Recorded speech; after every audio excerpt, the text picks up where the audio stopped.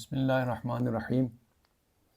یہ گفتگو معرفت امام زمانہ عجل اللہ تعالیٰ فرج شریف کے عنوان سے چل رہی ہے۔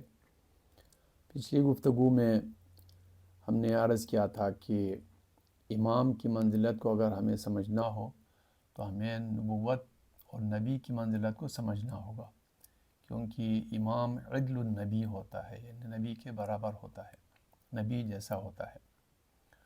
آج ہم اسی سلسلے میں امام رضا علیہ السلام کی ایک اہم حدیث کو بیان کرتے ہیں۔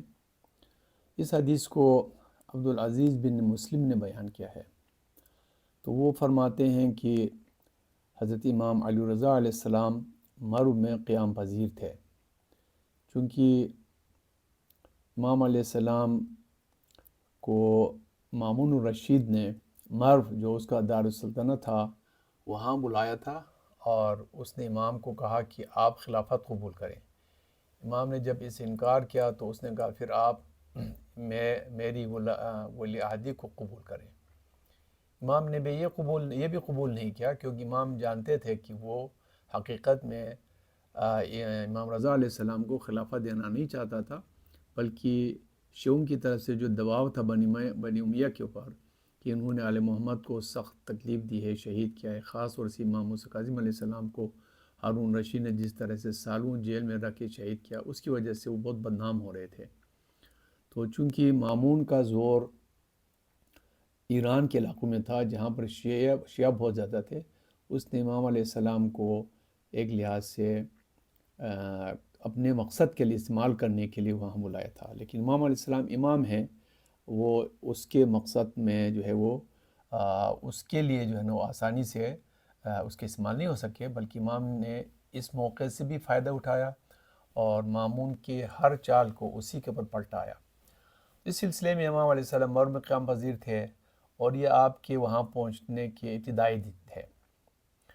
تو جمعے کے دن مسجد میں لوگوں نے ایک جلسہ ترتیب دیا اور حاضرین نے امامت کے موضوع پر بحث شروع کی، اور اس سلسلے میں کافی زیادہ اختلافات رونما ہو گئے۔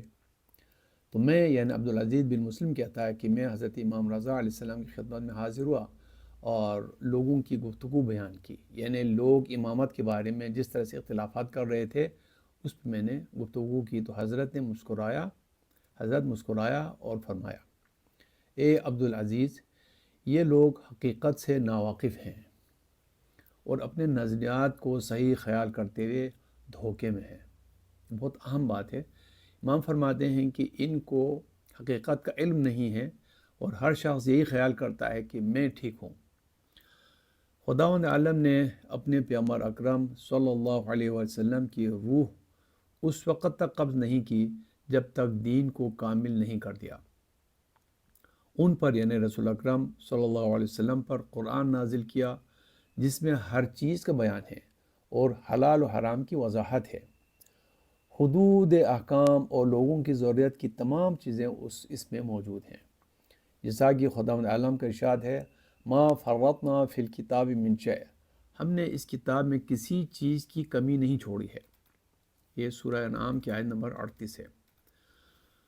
اور حجۃ الوداع کے موقع پر حضرت رسول الخدا صلی اللہ علیہ وسلم کی زندگی کا آخر سال تھا، اس وقت یہ آیت نازل فرمائی، الیوم اکملت لکم دینکم واتممت علیکم نعمتی ورضیت لکم الاسلام دینا، یعنی آج میں نے تمہارے لیے تمہارا دین کامل کر دیا اور اپنی نعمت تم پر پوری کر دی اور تمہارے لیے اسلام کو بطور دین پسند کر لیا۔ تو امامت تکمیل دین ہے، یعنی امام وہ آخری حکم ہے جس کے نزول کے بعد دین کامل ہو جاتا ہے۔ رسول خدا اس وقت تک دنیا سے رخصت نہیں ہوئے جب تک دین کی تعلیمات امت کے لیے واضح نہیں کر دیں، راستے روشن نہیں کر دیے اور امت کو شاہراہ حق پر کھڑا نہ کر دیا، اور حضرت علی علیہ السلام کو امت کے لیے پیشوا اور امام معین کیا اور امت کی ضرورت کی ساری چیزیں بیان کر دیں۔ تو جو یہ خیال کرتا ہے کہ خداوند عالم نے اپنا دین کامل نہیں کیا، وہ خدا کی کتاب کا انکار کرتا ہے، اور جو خدا کی کتاب کو رد کر دے وہ کافر ہے۔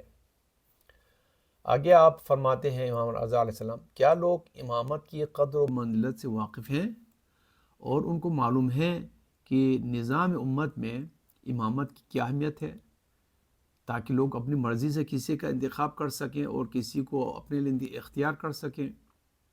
یقیناً امامت اعلیٰ قدر، عظیم الشان، بلند مکان اور جلیل منزلت ہے، اس قدر عمیق ہے کہ اس کی تہوں تک کسی عقل کی رسائی ممکن نہیں ہے، انسانی نظریات کے وہاں تک پہنچ ہی نہیں ہے۔ تو جب لوگ امامت کی قدر و منزلت سے ہی واقف نہیں ہیں تو کس طرح سے یہ لوگ اپنے لیے کسی امام کو معین کر سکتے ہیں؟